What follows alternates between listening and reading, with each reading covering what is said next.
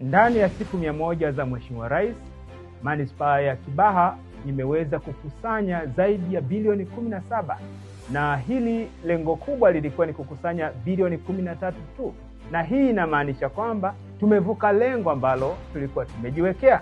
Kwa hiyo ni katika mafanikio ya ndani ya siku 100 za Mheshimiwa Rais, kwa sababu yeye ameweka mazingira mazuri, utulivu katika manispaa, pamoja na kuhimiza Watanzania kufanya kazi kwa utulivu, lakini pamoja na kufanya kazi kwa kujituma.